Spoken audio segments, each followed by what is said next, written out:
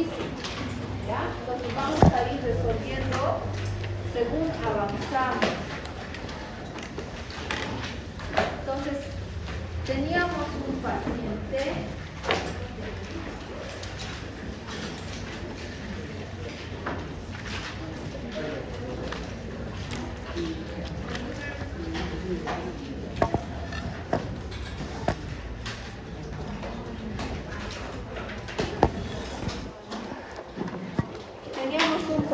de 65 años, masculino de 65 años, chofer con antecedente de hipertensión arterial hace 20 años, estaba recibiendo tratamiento con Losartan, ¿verdad?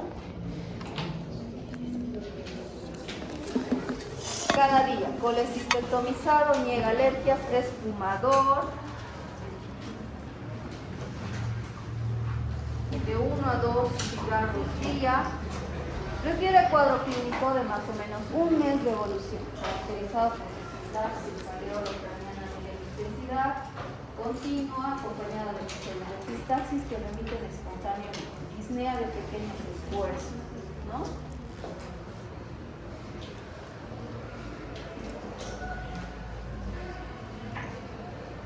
En uno de los casos decía disnea de pequeños esfuerzos y en otro de los casos decía disnea de moderados esfuerzos, ¿no? Para un grupo era clase funcional 2 y para el otro clase funcional 3. Bien. Y edema de miembros inferiores. La presión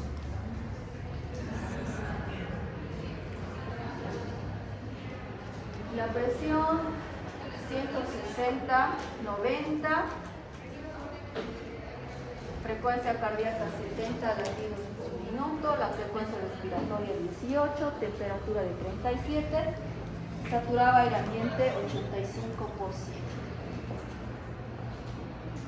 AA quiere decir aire ambiente, ¿ya? MA medio ambiente también. Eso para diferenciarlo en pacientes que reciben oxígeno, ¿ya? Si no hay que describir a cuánto de oxígeno satura tanto. Bien, tiene un peso de 105 kilos. ¿Y cuánto mide? 1,65. ¿Cuánto sale el índice de masa corporal? Tiene obesidad, claro. Peso sobre talla al cuadrado. Tiene que saber, esto ya lo he llevado, ¿verdad? A grandes rasgos, para sacar el peso ideal o cuánto debería pesar una persona, hay tablas, ¿ya? Pero siempre se toman los últimos decimales. Si mi paciente mide 1,65, debería pesar hasta 65. Si mide unos 70, hasta 70, ¿ya? El estándar es unos 70 kilos. Los medicamentos, por lo general, a ese estándar se calcula, ¿ya? Entonces, aquí hay una diferencia abismal, ¿no? Mi paciente es obeso. Ya con esto ya puedo decir que mi paciente es obeso. ¿Cuánto sale el índice de masa corporal? Grado 2. 38. Está bien, grado 2. Doctora, una consulta. Leí que ahora ya la obesidad ya no se determina por el índice de masa corporal, sino se añade la circunferencia abdominal. Ya, eso cuando veamos, vamos a mencionar también la circunferencia abdominal. Incluso hay una obesidad que es preclínica, o sea, no necesita ser gordo su paciente para clasificar dentro de la obesidad, ¿ya? Entra también el tema de la masa magra, porque el índice de masa corporal va a modificar los pacientes, por ejemplo, en las personas que son fisiculturistas, ¿no ven? No es grasa, sino es músculo, ¿ya? Entonces sí se mide la circunferencia abdominal, ¿ya? Tienen los parámetros para mujeres y varones. 90, 100, ¿ya? Además, hay que medir para la obesidad igual, se miden los pliegues, ¿ya? La grasa. Esto es grande, obesidad es otra enfermedad mundo, ¿ya? Pero hasta ahí tenemos un poco sobre eso. Dice que el examen físico tiene ingurgitación yugular, en uno de los casos decía 3/4 y en el otro 2/4. Ah, es 3/4. 2 y 3. Bien. Corazón rítmico regular, soplo sistólico 3/4 y soplo pulmonar sistólico 4/4. Entonces, les he preguntado ingurgitación yugular 2, ingurgitación yugular 3, soplo sistólico y Foco soplo pulmonar. aórtico, perdón. Pulmonar, dice.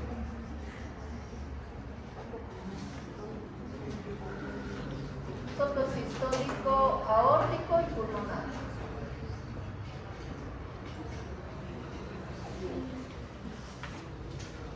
Murmullo vesicular conservado, abdomen, aquí también tenían otro lado, ¿no? Globos extensos de tejido celular subcutáneo, no doloroso a la palpación profunda, y en extremidades, uno de sus pacientes tenía edema 3 cruces y el otro tenía 2 cruces, ¿verdad?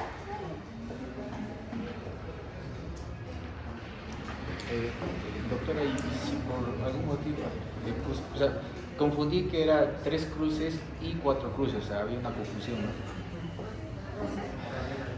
Y le puse de ambos.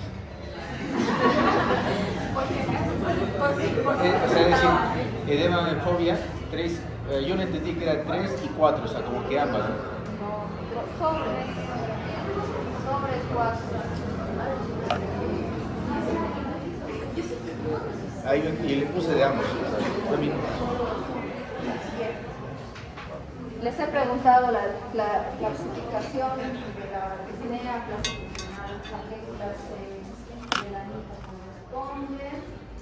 Les he preguntado si interpreten la ingurgitación yugular, a qué se refiere 2 y 3, a cuántos grados se debe tomar, y les he preguntado dónde se ubican los focos de auscultación. Bien. Los grados del edema, los factores de riesgo modificables y no modificables,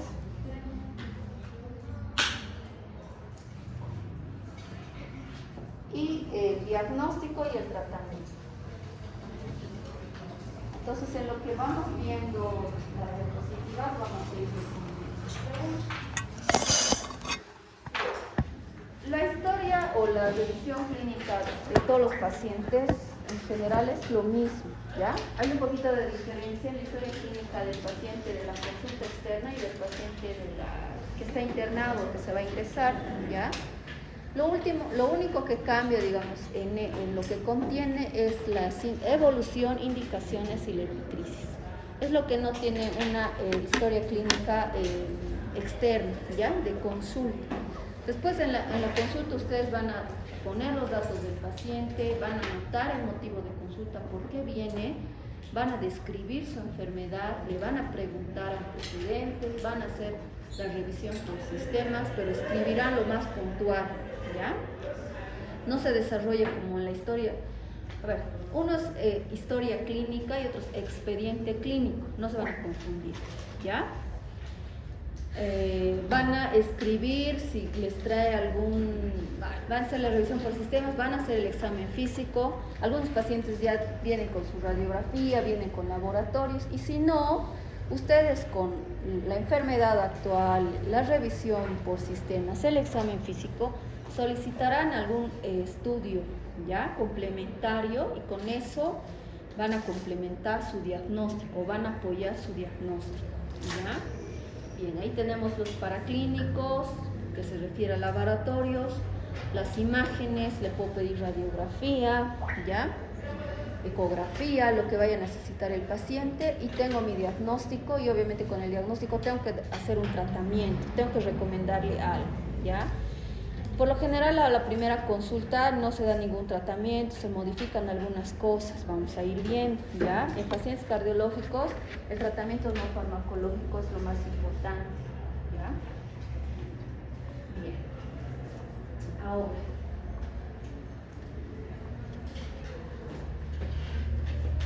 es importante la edad? Sí, porque las patologías no son las mismas en las diferentes edades. No es lo mismo que tiene un paciente de 70 años hipertenso que un paciente de 20 años hipertenso. Ya la etiología incluso es diferente, el manejo es diferente, los estudios que le van a pedir es diferente. Estudiaré a más profundidad a ese paciente de 20 años porque es hipertenso tan joven, le pediré más estudios complementarios, ¿ya?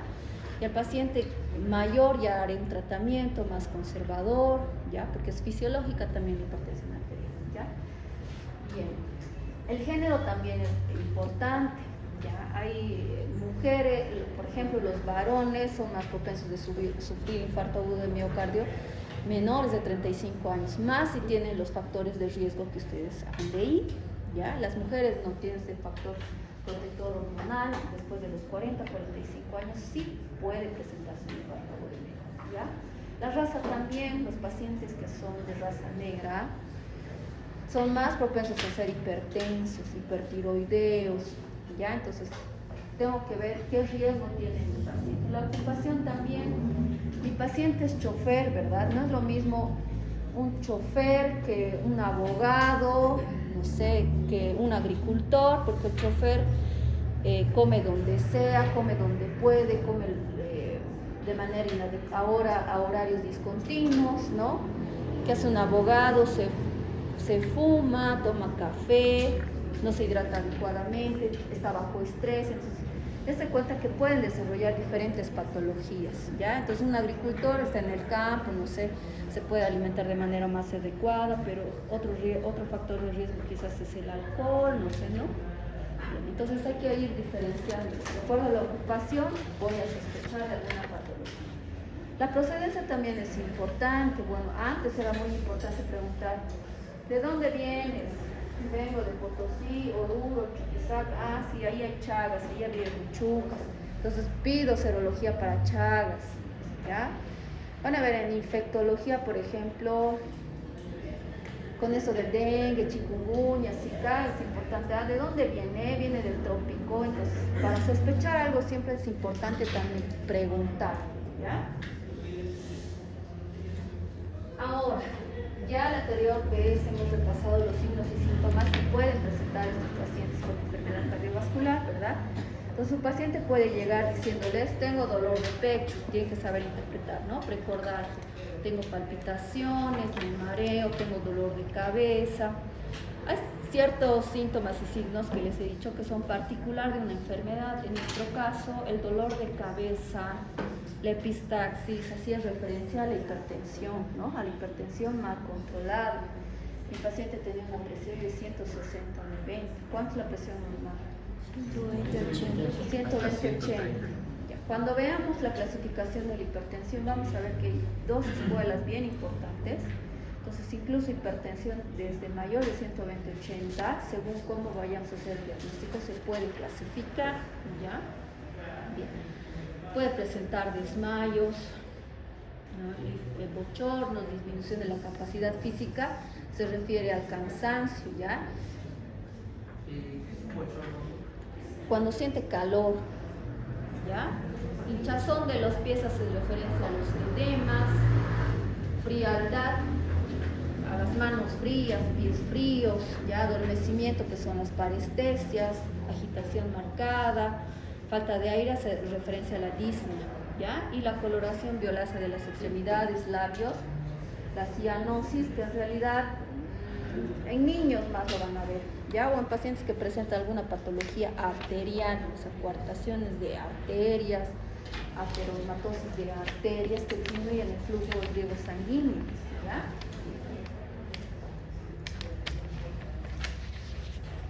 Ahora, con respecto a la precordalgia, un paciente cardiológico tiene características bien particulares, ¿ya? El dolor tiene todas estas características, 7 características. Tiene que preguntar todo acerca del dolor. ¿Cuándo ha iniciado? ¿Qué tipo de dolor es? La localización, la intensidad, a dónde va ese dolor, se queda ahí, la duración, ¿ya? La causa predisponente. ¿Qué estaba haciendo cuando le ha empezado a doler? No es lo mismo, me duele mi pecho, ¿cuántos días? 3 días, me aprieta, me duele ya. No le he preguntado la causa predisponente. y resulta que ese paciente se ha caído hace 3, 4 días, ¿no? Entonces el origen va a cambiar, ¿no? La conducta va a cambiar. Entonces, es diferente un dolor traumatológico de un dolor cardiológico, ¿ya? Entonces, por ejemplo, en el infarto agudo del miocardio, el inicio puede ser súbito, ¿ya? El tipo siempre va a ser opresivo, se va a localizar sobre el precordio, sobre el corazón, va a ser de mucha intensidad, que no va a disminuir la intensidad con el reposo, ¿ya?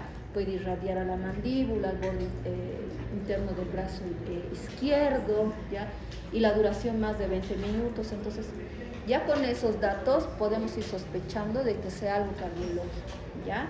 Ahora hay diagnósticos diferenciales. ¿Qué patologías pueden dar dolor de pecho? Ya, un reflujo, muy bien. Una disección aórtica. Ya, disección aórtica, ¿qué más? Émbolo pulmonar. Un embolio. Una pericarditis. Ya, una pericarditis. Reflujo gastroesofágico. Ya has dicho. Bueno.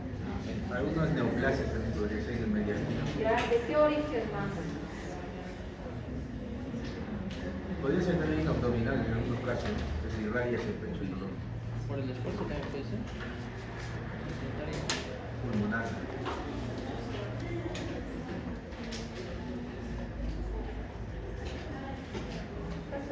Catachura. El 8.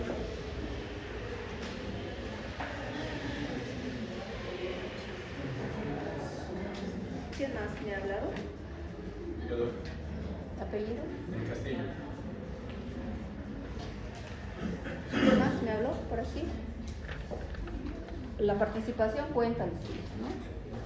¿Cuál es su apellido? Ya no, ya no hablamos. De hecho que sí, para eso cuenta. Una gastritis, no es lo mismo, ¿no? Un dolor urente que un dolor opresivo, ¿no? Ahí voy a diferenciar el sinergia, que es una enfermedad por reflujo, es una gastritis. Las pancreatitis, un dolor sordo, describe, ¿no? Que no tiene, ¿ya? Una neumonía también puede dar un dolor referido, viene por dolor y ya es una radiografía, tremenda neumonía, ¿ya? Entonces es importante caracterizar ese dolor para que ustedes puedan diferenciar el dolor cardiológico. ¿Ya? Ahora la disnea. La disnea puede ser de esfuerzo, puede ser de reposo, continua, o sea, puede tener disnea todo el tiempo, puede calmar, puede tener disnea cuando solo hace actividad física y después no, ¿ya?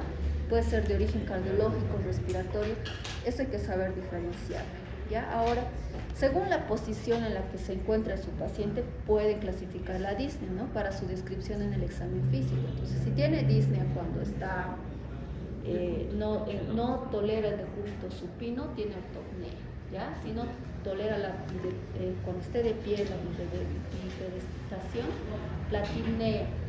Cuando está en inclinación, agachado, bendopnea, y cuando tiene disnea, cuando está en cualquier decúbito lateral izquierdo o derecho, trepopnea, ¿ya?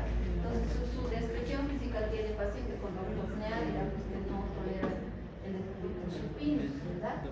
Entonces, para la clasificación de la disnea, tenemos la clasificación de la NIJA, ¿ya? De esta escuela, que clasifica la disnea en 4 grados, ¿ya? Grado 1, 2, 3 y 4. Entonces, ¿qué nos dice el grado 1? Que el paciente va a tener esta sensación de falta de aire cuando realice grandes esfuerzos, correr grandes distancias, ¿ya? Subir muchas escaleras, o cuando siente disnea en actividades que antes, hacía actividades y antes no las tenía, ¿ya? Grandes esfuerzos.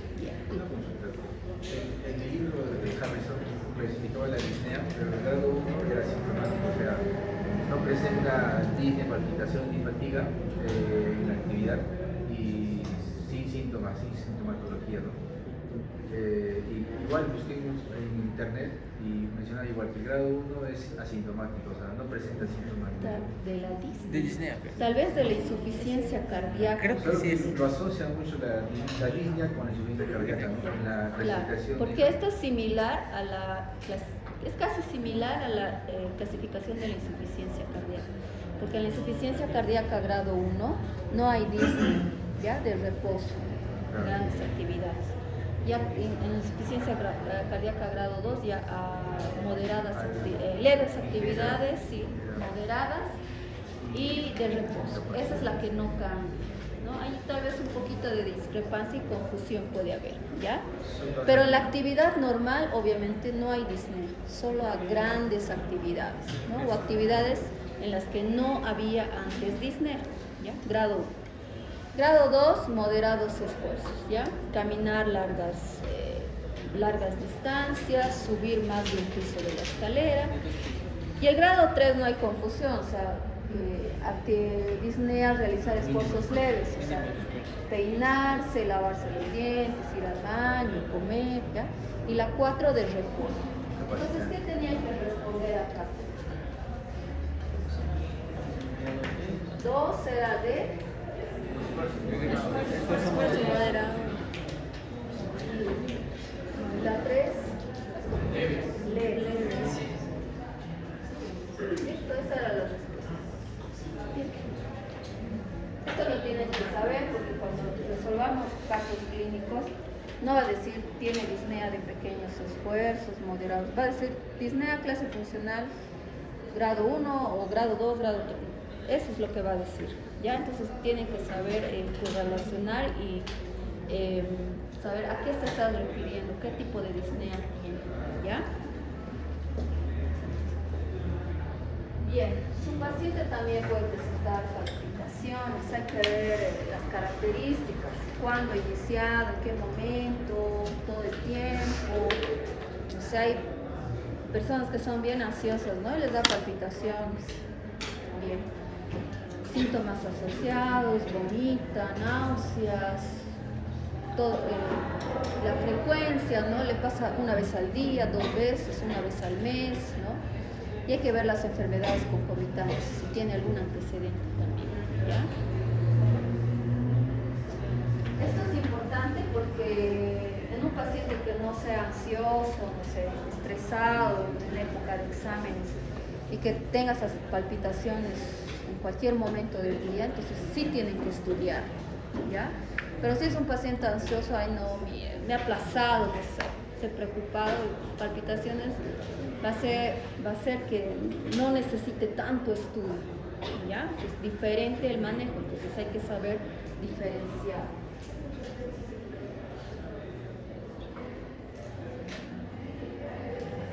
Bien, ahora, los desmayos hay que saber diferenciar, ¿no? De origen cardíaco, mecánico, eléctrico. Mecánico siempre asociado a traumas, ¿ya? Eléctrico, un bloqueo.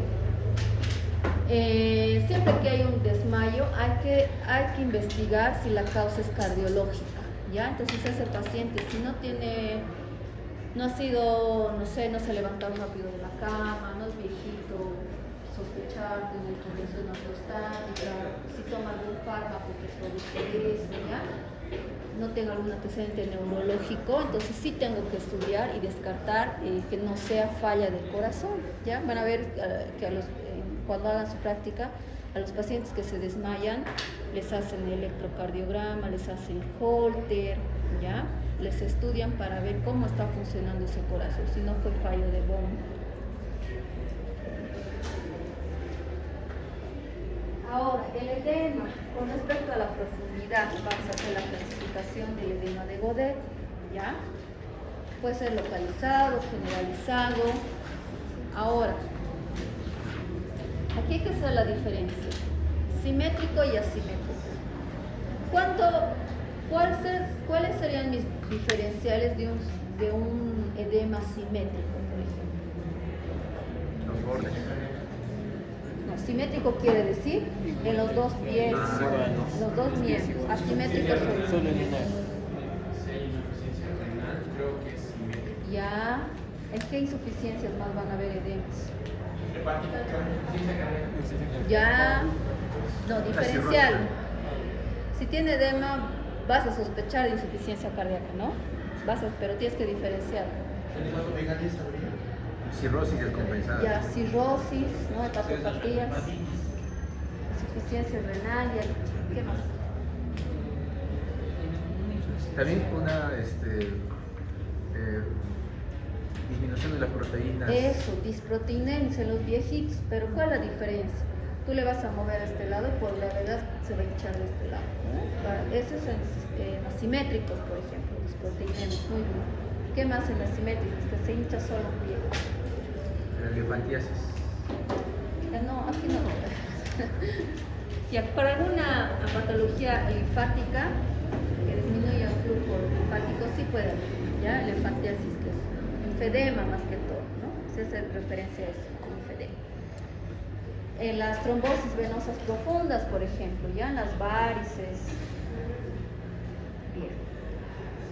Entonces ahí, de acuerdo al origen de él, ya está el linfedema, el edema, mixedema, linfedema, van a poder diferenciar. Bien. Ahora, la clasificación de la fobia hace referencia a la profundidad y al tiempo de desaparición del edema, ¿ya?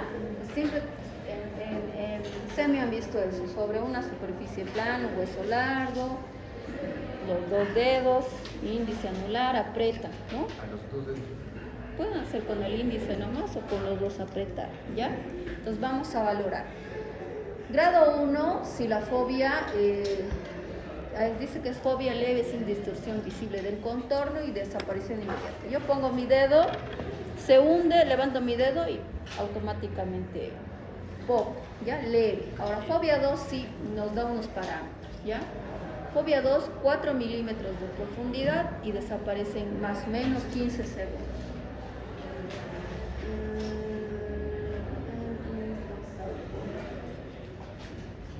Entonces 4 milímetros, 15 segundos. Fobia 3, 6 milímetros, 1 minuto. Y fobia 4, 1 centímetro, de 2 a 5 minutos. ¿Ya? Entonces eso es lo que se tiene que describir en la historia clínica. ¿Ya? Se valora. Van a ver que en la evolución, por ejemplo, de un paciente internado que ustedes vean, puede venir con fobia 4, al día siguiente puede estar con fobia 3, al día siguiente puede estar con fobia 2, después con fobia. Así se ve la evolución clínica también. ¿Ya? Podemos valorar de esa manera también la evolución. No es copiarse la evolución todos los días como hacen los enfermos. ¿Ya? Entonces de esa manera van a ver. Estas serán las respuestas. Ahora, de acuerdo al libro que ustedes lean o a la referencia, igual el miembro inferior lo divide en 6. El pie es 1, 2 tercios es 2, hasta la rodilla 3, hasta aquí 4, 5, lo que llega a la ingle 6. Entonces clasifican fobia 3 cruces 1 sobre 6. ¿Qué les quiere decir eso? Que solo está hinchado los pies, ¿no? A veces 3, 6, que está hinchado hasta las rodillas. Pero no siempre van a ver esta clasificación. Algunos lo describen, o sea, edema 3 cruces hasta las rodillas, edema 2 cruces hasta el primer tercio, 2 tercios, ya hasta la ingle. Pero puede darse esta clasificación. Incluso algunos dividen esto entre 4. Ya alguna vez yo le preguntaba al cardiólogo, pero no era 6, para ustedes 4, ya, pero pueden hacer la referencia anatómica. ¿Cuántas cruces hasta qué distancia del miembro? ¿Ya? Ahora, la cianosis, esto es más valorable en niños, no van a haber muchos cianosis en abuelitos, más cuando vean patologías neumológicas hay cianosis, ya cuando ya fibrosis pulmonar, caso terminal de fibrosis pulmonar. En los niños sí, ¿no? Cortocircuito. Puede haber una cianosis periférica, ¿no? Es una afectación por ejemplo, van a ver en pacientes que son diabéticos, hipertensos, ¿ya? Que tienen dislipidemias, ateromatosis arteriales, sí van a ver cianosis periféricas. Ahora, es importante preguntarle a su paciente los antecedentes. Ahora sí. Si con todo lo que me ha contado estoy sospechando de una patología cardíaca, pues le preguntaré, ¿no? tienes Chagas, ya te han diagnosticado. A veces solo es la manera de preguntar al paciente, porque a veces ya tiene un diagnóstico, pero no lo sabe decir, ¿ya? O lo omite a veces, pero hay que interrogar, ¿ya? De niño le has dicho si tenía algún soplo, no sé, por lo general las valvulopatías se desarrollan cuando de niños tenían algún soplo, ya, insuficiencia. ¿Qué más puedo preguntar en cardíacos? Hipertensión. Si tiene problemas Respiratorios, y no cardíacos, digamos, respiratorios. Ya, hay pacientes paradas cardíacas, antecedentes clínicos, obviamente, ¿no? Internaciones, ¿por qué? si tiene factores ¿Marcapaso? marcapaso. ¿Ya? ¿Por qué es portador de marcapaso? Si alguna vez ha padecido de fiebre reumática, hay infecciones constantes como la hemorragia. Eso, ¿no? Fiebre reumática, muchas valvulopatías son secundarias a la fiebre reumática. Chagas, ¿qué más? Sí, ha desarrollado un tipo 4 de dengue, porque generalmente las personas que tienen dengue por segunda vez pueden desarrollar problemas cardíacos.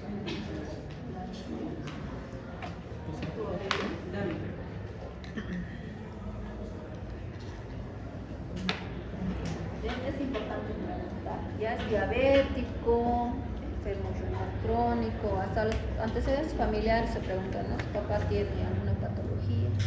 Ya, en no patológicos vamos a preguntar hábitos. Ahí entra qué come, fuma, bebe, ¿ya? Exacto, la calidad de la dieta. No es lo mismo comer frutas, verduras que comer chicharrón los fines de semana, no sé, ¿ya? ¿Y la profesión? Galletas. Ya hemos visto antes, ¿no? La ocupación que era importante, ¿no? También la dieta depende de la ocupación muchas veces, ¿no? Bien, el ejercicio también, factores familiares genéticos muy raros, pero puede haber, ¿ya?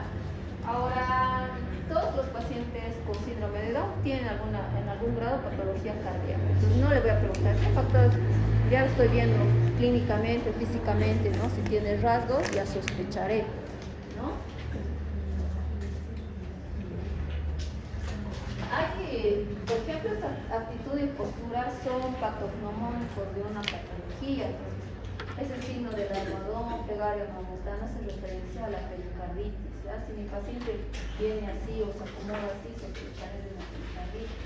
Esa posición de cuclillas en los niños, ¿no? Que tienen transposición de grandes vasos. Bueno, muy frecuente no es ver, pero puede pasar, ¿no? Entonces ya tengo que sospechar. Ahora, el examen físico del hábito constitucional también es importante. El obeso no es, en un obeso, en un caquético, no es lo mismo, no es la misma posición del corazón. Van a ver que en los obesos, por la distensión abdominal, eleva el diafragma, entonces el corazón se horizontaliza, entonces puede parecer que tiene cardiomegalia, pero no, ¿ya? Entonces hay que ver también los caquéticos, igual el corazón bien vertical, y tal vez van a poder... va a haber alguna diferencia en la comunicación. Pero el Chagas también aumenta de tamaño, ¿no? Claro, aumenta de tamaño. Ahora, algunas fases, por ejemplo, la fasis mitral, que es no es más que el eritema malar, se puede sospechar en pacientes que tengan estenosis mitral, por ejemplo. Entonces ahí yo tengo que sospechar alguna valvulopatía, ¿ya? Signo de Masi Romaña, solo lo he visto yo en los libros. Chagas, ¿no? Chagas agudo en niños. Los antelasmas, estas pigmentaciones amarillas, ¿no? Que hacen referencia a las dislipidemias, ¿ya? Al colesterol triglicérido elevado. El signo de Muset, que es el movimiento de la cabeza, entonces hace referencia igual a la insuficiencia aórtica. Entonces veo a un paciente así, probablemente sí tiene insuficiencia cardíaca, insuficiencia aórtica.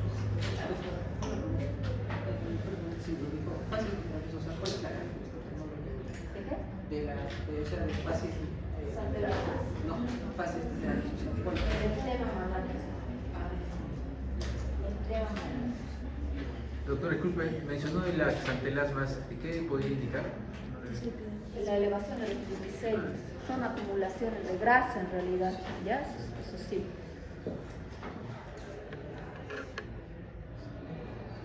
Bien, tengo que ver la temperatura también. Si mi paciente viene por palpitaciones y resulta, ay no, está con palpitaciones, una arritmia y está con fiebre, ¿qué tengo que hacer? Primero bajarle la fiebre, ¿no? Ya no sospecharé, ya no me alarmaré de que está haciendo alguna arritmia, algo más, ¿ya? La temperatura eleva la frecuencia cardíaca. Es lo primero que se descarta, que no tenga fiebre, ¿ya? Si está complicado.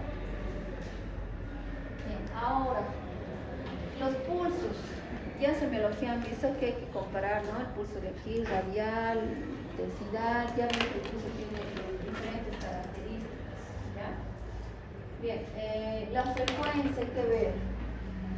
Cuando hay coartaciones de una arteria, la frecuencia cardíaca y la frecuencia del pulso es diferente a veces. Entonces, ustedes van a ver que cuando un doctor ausculta, pone el esteto en el corazón y agarra la radial, ¿no? Y escucha ambos para ver si hay alguna diferencia, ¿ya? Para sospechar de alguna de estas patologías, ¿ya? La frecuencia del pulso y la frecuencia cardíaca se denominan de diferente manera, no es lo mismo, ¿ya? La frecuencia cardíaca alta era taquicardia, la baja bradicardia, ¿no? El pulso, taquisfignia y bradisfignia, ¿ya? Ahí no van a confundir el tema. Entonces, del pulso arterial se pueden ver varias características, ¿ya? La regularidad, la amplitud. Entonces, el libro nos describe varios caracteres, partes, tardos, ya de acuerdo a la característica de cómo conocemos la onda. Hay que saber, ¿no? Que puede haber esto. Entonces, no todos los pacientes van a tener un pulso dentro de parámetros normal, ya puede haber una alteración. Ahora, con respecto al examen de la inmunización yugular, ¿ya? No sé más, hace referencia a lo que es la presión venosa, ¿ya?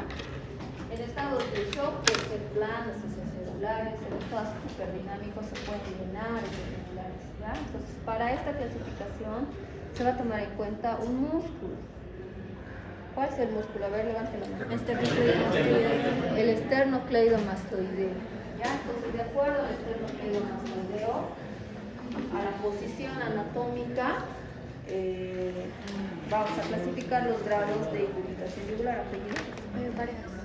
Vargas Zapata. ¿Ya?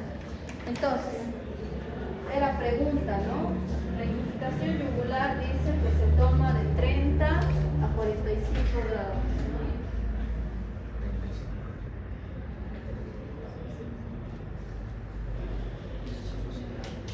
Pongo en semifowler, ustedes calculen 90 grados es bien sentado, ¿no? 45 menos de 45 grados, le pido que mire, que gire hacia la izquierda y valore, ¿no? ¿Qué grado de irritación yugular tiene?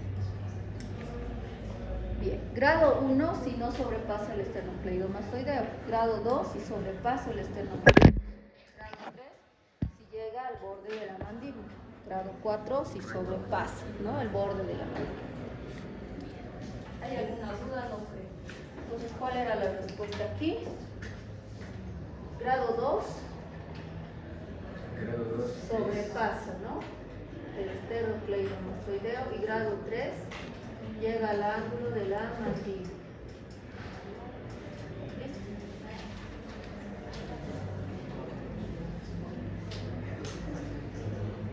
También podemos describir la característica del tórax. Ya hay diferentes tórax, pero el tórax de abajo, carinado, el tórax intermedio. Entonces, en estos pacientes también la anatomía del corazón puede estar modificada. ¿Ya? Igual hay que hacer una inspección, hay que ver si hay cicatrices, ¿ya? Esto lo puedo corroborar con los antecedentes.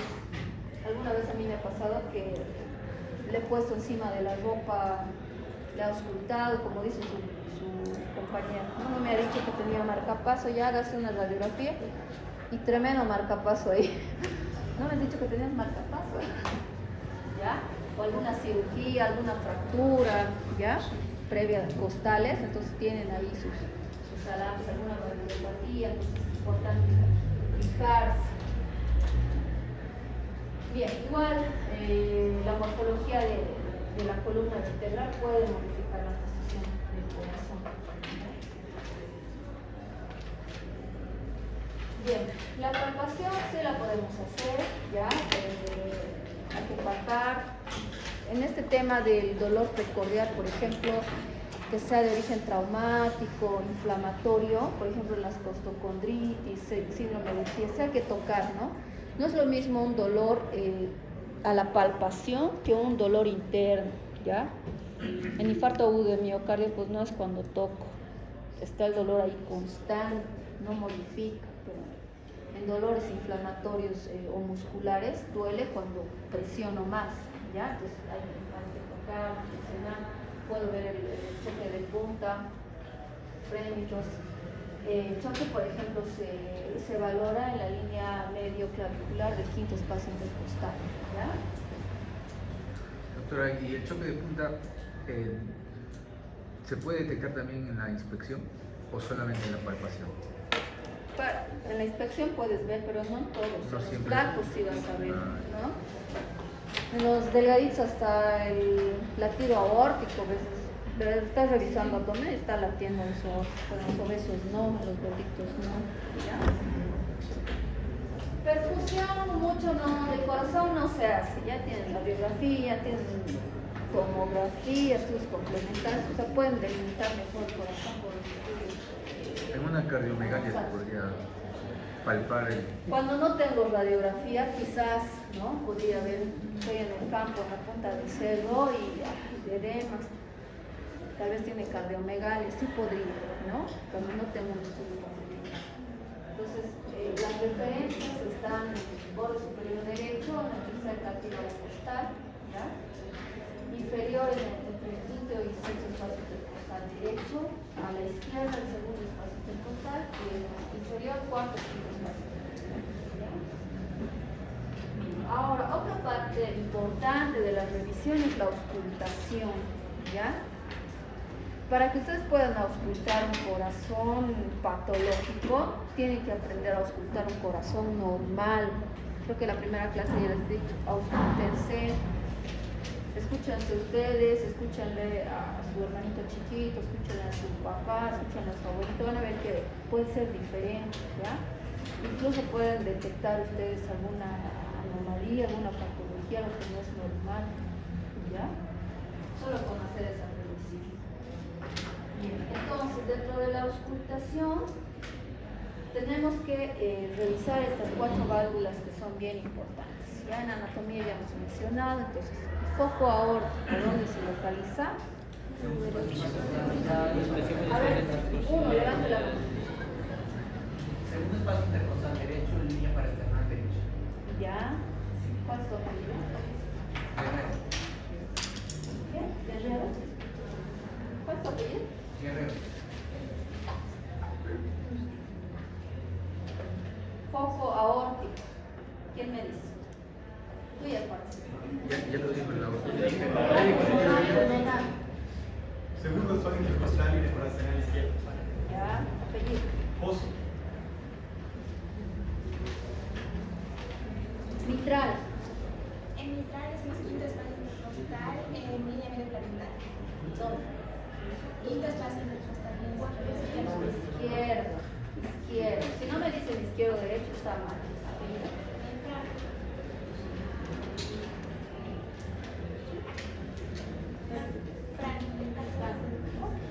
Franco. ¿Y la ticuspidia? Cuarto espacio intercostal derecho. No. Entre el cuarto y quinto espacio intercostal izquierdo en el borde del córnea izquierdo. No, derecho. Cuarto espacio intercostal, línea esternal izquierda. Ya. Línea external o para external. Para external. ¿Ya? Cuarto espacio. Tal vez en algún libro menciona quinto, pero cuarto es así, ¿ya? Y el foco accesorio que puede estar, que lo pueden ocultar en el tercer espacio para externar izquierdo, ¿ya? Entonces tienen que saber dónde está cada válvula. No es, cuando vean al doctor, no es que pone el estetoscopio donde sea. Ubica esas 4 válvulas, escucha esas 4 válvulas, ¿ya? Entonces esto ya lo habíamos visto. En el ciclo cardíaco vamos a ver que hay 2 ruidos que son importantes y normales, ¿ya? El primer ruido que estaba causado por el cierre de las válvulas auriculoventriculares. A ver, ¿quién me dice cuáles eran las válvulas auriculoventriculares? Levante la mano. Tú no. Mitral y Ya, mitral y tricuspide. Y las válvulas semilunares. La pulmonar y la aorta. Ya, pulmonar, ya no se olvide. Juntado, Nacho. Ahí está. Una vez me han presentado a Nacho. Y dije, ya. Apellido. Ramírez.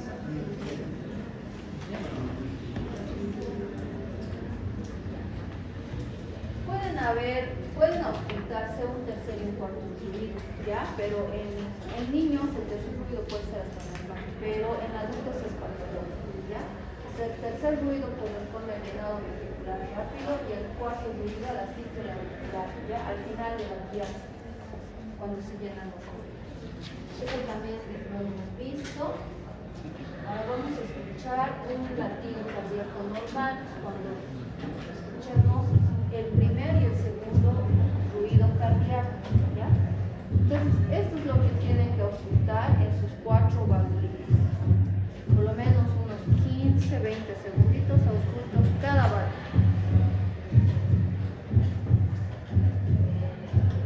El tercer ruido se puede encontrar o ocultar, escuchar después del segundo ruido cardíaco, ¿ya? Entonces se va a escuchar así. Entonces ahí ya tengo que escuchar, un tercer ruido, patología cardiológica, algo está pasando, ¿no? Y el cuarto ruido antes del primer ruido cardíaco. Entonces podría ocultarse así. Entonces es una ocultación patológica, ¿no?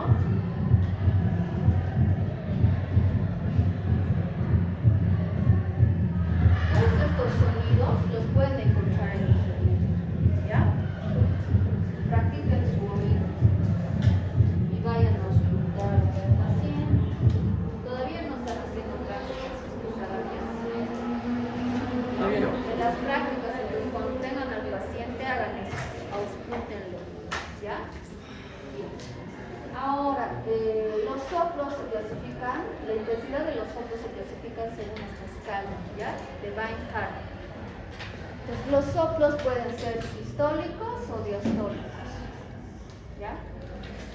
Ahora, de acuerdo a si es al inicio de la sístole, a la mitad o al final, sístole o diástole, se denomina soplo protosistólico, mesosistólico, telesistólico, ¿ya? Igual con diástole. Soplo protodiastólico, soplo mesosistólico, soplo telediastólico.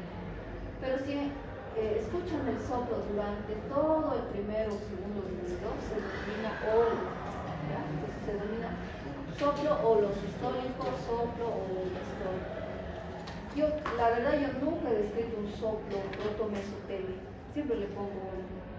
Es más experto el cardiólogo, a veces ya diferencia, meso, olo, ¿ya? Pero se hace la descripción de esa manera. Ahora, los grados se clasifican según la intensidad, son 6 grados. 1, 2 va a ser una intensidad leve, ¿ya? 3 y 4 va a ser una intensidad moderada. Y 4 y 5 y 6 va a ser muy intenso. Entonces, en 1 y 2, por ejemplo, leve, si no, el 1-6 es que se puede o no auscultar. O sea, un auscultador puede identificar el soplo, pero no todos podrían identificar, ¿ya? Necesita una audición fina. El grado 2, todos lo escuchan, ¿ya? Porque ya tiene magnitud, todos podríamos escuchar. El grado 3 la diferencia es con frémito o sin frémito. 3 sin frémito, 4 con frémito. ¿Ya? El grado 5 es que necesito todavía un estetoscopio para auscultar. ¿Ya? Es fuerte y se escucha con el estetoscopio. Y el grado 6 no necesita de estetoscopio, podría auscultarlo así, ¿ya? Sin el esteto. Esa es la diferencia. Entonces, en nuestro caso clínico, nuestro paciente tenía un soplo aórtico sistólico 3-4 y el otro tenía un soplo pulmonar sistólico 4-4. Entonces, ¿cómo se interpretaba un soplo 3-4? Un paciente con soplo moderado, que es intenso y que presenta freno, ¿no? Y el 2, y el 3-4 sin freno. Ahora con frémito. Entonces, ¿cómo vamos a escuchar?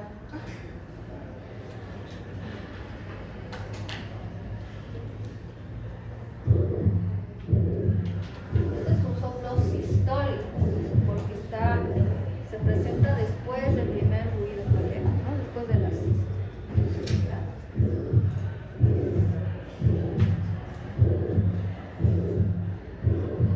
Y a continuación van a escuchar un soplo diastólico. Entonces es diferente, ¿no? El diastólico viene después de la sístole, después del segundo ruido cardíaco.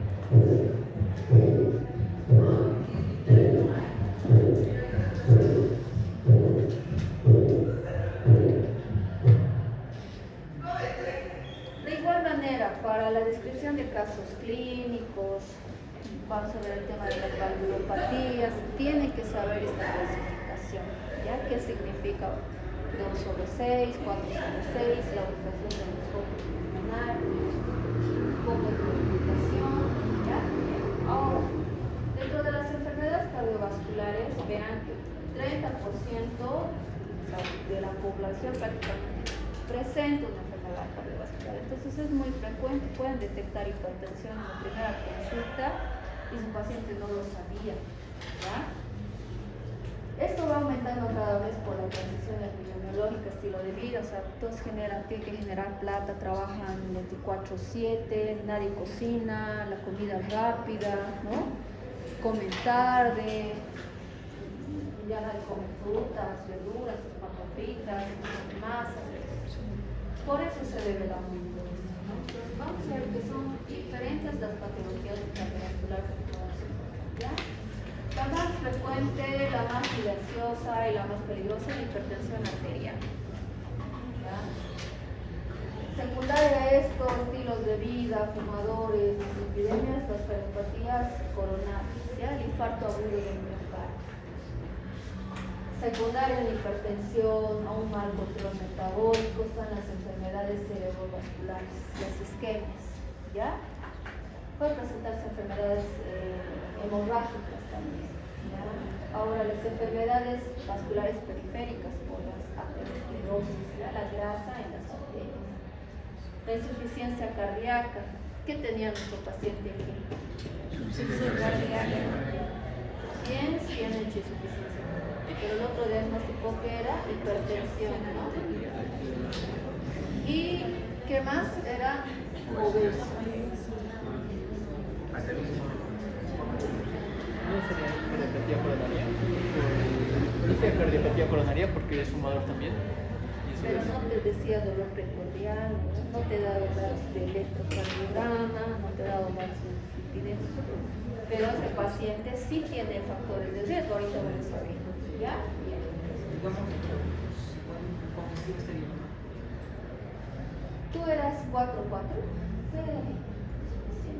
Es que es por Por la disnea sí podría ser una. Por lo general, la insuficiencia cardíaca congestiva es disnea 4-4 en el reposo, ¿ya? Y palpitación irregular y por 4, y por ¿ya? Y los edemas también, ¿ya? Podría ser. Las cardiopatías congénitas, las miocardiopatías, ¿ya? Cuando veamos el tema de miocardiopatías vamos a tocar incluso el origen, ¿ya? Hay diferentes miocardiopatías. Por pueden ser genéticas o desarrollar secundarias. Por ejemplo, Chagas es una cardiopatía secundaria a una enfermedad, ¿no? Propia del corazón, anomalías genéticas que sí son propias del corazón. Ahora,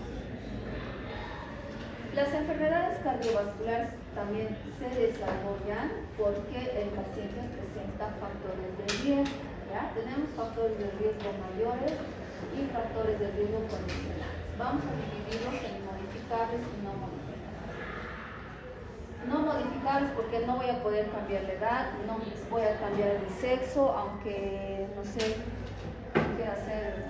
quiera ser yo hombre, pero soy mujer, ¿no? Genéticamente soy mujer, ¿ya? Y los antecedentes personales, saber que hay un evento de ese previo, ¿ya? O antecedente familiar. ¿Qué antecedentes no modificables tenía mi paciente? La edad, sexo, ¿qué más? Eso, ¿no? Esos eran sus factores. Los factores de riesgo no modificables, modificables, o sea, quiere decir que puedo modificar, puedo cambiar con alguna conducta médica, no médica, ¿ya? Enfermedades de hipertensión, diabetes, dislipidemia, tabaquismo, ¿ya? La enfermedad renal crónica, obesidad, que son condicionantes, ¿no? Si mejora la obesidad o cambio la dieta de mi paciente, baja de peso, por ende va a disminuir la presión arterial, puede controlar mejor la diabetes, puede disminuir la dislipidemia, es condicionante. Sedentarismo también, el valor de los triglicéridos. ¿Qué factores de riesgo modificados tenía aquí mi paciente? Hipertensión, fumador, ¿qué más? Obesidad, sedentarismo. Obesidad y sedentarismo.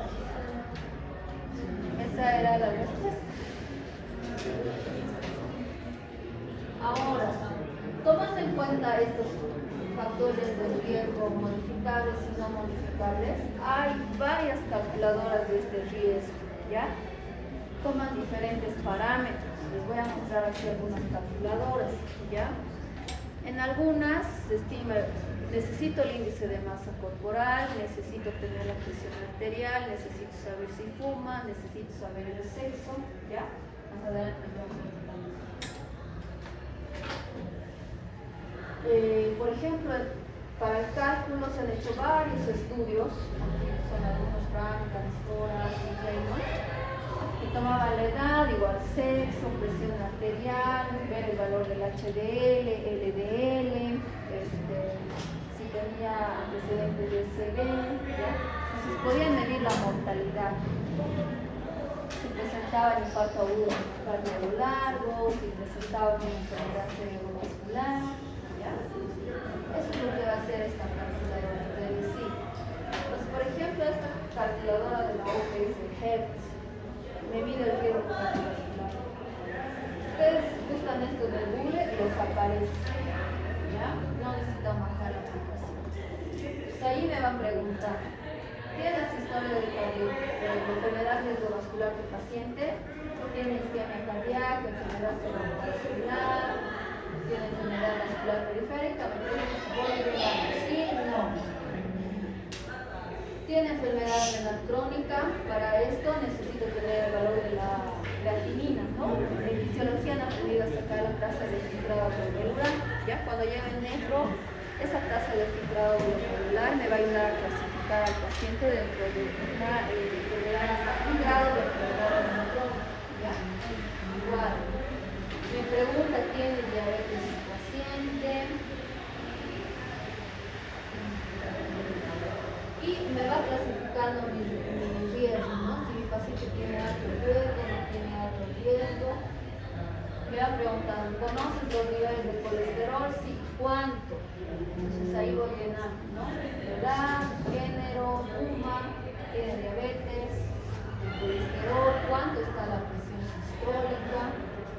Y con todos estos datos yo le pongo calcular y me sale el riesgo cardiovascular, ¿ya? Ahí con esos datos me sale un 14% alto de riesgo cardiovascular. Entonces yo tengo que empezar a implementar medidas para que baje ese riesgo, porque mi paciente puede tener un desenlace, ¿no? Ahora, en esta otra calculadora, por ejemplo, de riesgo, clasifica a las personas con diabetes, no diabetes, fuman, no fuman, necesito saber la edad y necesito saber el valor del colesterol. Un ejemplo, no sé, un fumador de 50 años con triglicéridos de 200 y no es diabético. Entonces voy a mi tabla, 60 años, varón, 300 de triglicéridos, más o menos por aquí. Lo clasifica ya en alto riesgo, ¿no? Más del 40% de presentar una enfermedad cardiovascular, ¿no? Entonces así tiene que clasificar a su paciente, ¿ya? Esta es una calculadora igual común, la de Framingham, es la que más usa, ¿ya? Igual me pregunta sexo, le pongo ahí varón, edad 60 años, ¿tiene diabetes? Sí, fuma, sí, colesterol de 300, HDL bajita de 30, presión arterial sistólica 150, ¿hace tratamiento para la presión? No. Entonces ahí le pongo calcular y me da una puntuación, ¿no? De 200. Y lo clasifico por riesgo cardiovascular a 10 años, 82.67%. Entonces, si no cambia el estilo de vida de este paciente, tiene complicaciones, ¿no? A largo plazo. Estas calculadoras las pueden encontrar, ¿ya? Hay varias calculadoras. Ahora, para el diagnóstico, de acuerdo a la patología que ustedes vayan sospechando, hay varios estudios: electrocardiograma, polio, electrocardio, pruebas de esfuerzo, cateterismo, tomografía, resonancia. Esto lo vamos a desarrollar en estudios complementarios, ¿ya? Pero todos estos estudios se pueden solicitar a este paciente. Falta aquí una prueba bien importante. ¿Quién me dice? Péptidos, Los péptidos natriuréticos. troponinas, a ver, troponinas cardíacas. Pero Ya es más específico de infarto. ¿Qué falta ahí? El péptido natriurético cerebral. Ya eso es para insuficiencia cardíaca. Proteína C. cateterismo. A ver, una- Algo bien simple que hemos mencionado antes. una radiografía. Radiografía de los que... Radiografía de tórax falta ahí, ¿no? ¿No? Lo primero, radiografía eléctrica está la apellido. Él te ayuda a ver.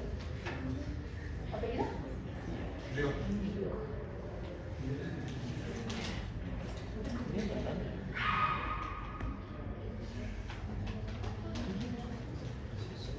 Ahora, el tratamiento tiene que ser no farmacológico, siempre modificar estilo de vida es lo primero, en cualquier patología, ya siempre hay que modificar alguna farmacológico y cirugías en caso, no sé, con una valvulopatía ya severa, cambiarán de válvulas.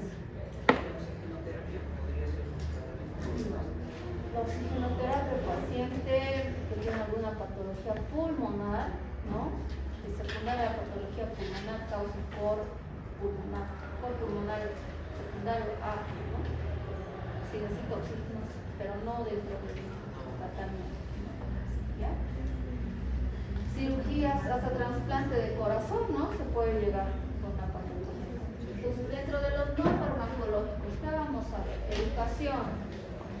No fume, no beba, haga ejercicio, ¿qué más? Coma saludable. Lo básico, lo que deberíamos hacer, ¿no? Lo primero que le vamos a recomendar. Entonces, ¿qué le tenía que decir a este paciente? Dejar de fumar, hermano. No fume, ¿no? Porque era fumador. Perder peso. Perder peso, ¿qué más? Realizar actividad física frecuente. Aquí hemos dicho que era sedentario. ¿Qué más? Porque al ser chofer tal vez... Claro, eso, dieta. Esta dieta DASH es propia de la hipertensión. Cuando veamos hipertensión vamos a desglosar un poquito más el ¿ya? Pero prohíbe ciertos alimentos, recomienda otros, pero siempre frutas, verduras, carnes blancas, ¿no? Hay que disminuir la carne roja, la sal, ¿ya? El ejercicio físico, ¿qué dice la OMS? Por lo menos, ¿cuántos minutos a la semana? 30 minutos. Ah, 3 veces por semana, 30 minutos. 30 minutos diarios, 3 30 veces por por semana. semana, 30 minutos. ¿Ya? Ahora, el tratamiento farmacológico. ¿Qué tratamiento necesitaba mi paciente? Beta bloqueadores y diuréticos. En insuficiencia cardíaca ya vamos a ver qué es diurético. Tenía edema, necesitaba diuréticos, ya. Tenía datos de insuficiencia cardíaca, sí, probablemente un beta bloqueo ahí para modificar la evolución. Pero ¿qué era lo primero? El antihipertensivo, ¿no?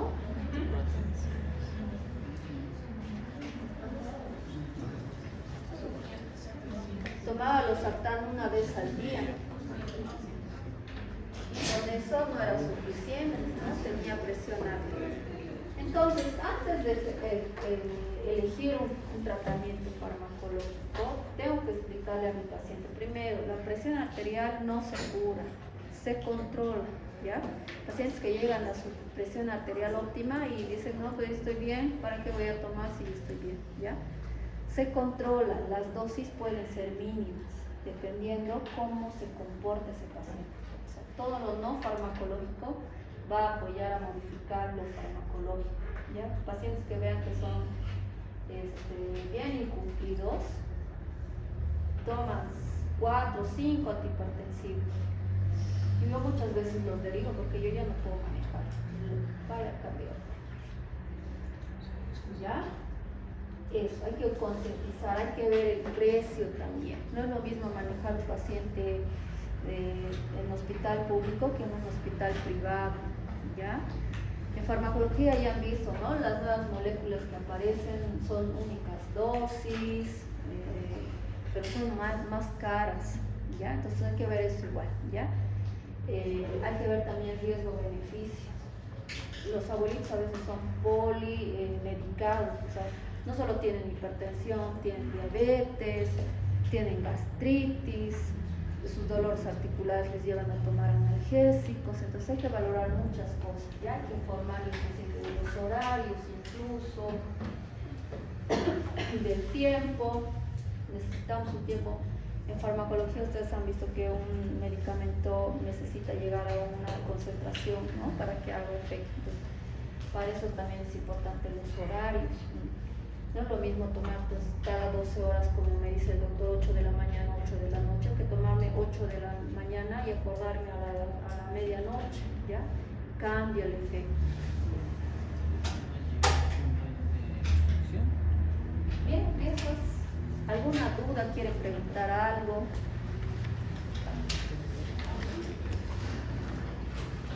La siguiente semana van a subir una fotito de su caso clínico, ¿ya? Tienen hasta las 10 para subir. Ahora suban su fotito, ¿ya? La siguiente clase creo que no tienen tarea. Vamos a entrar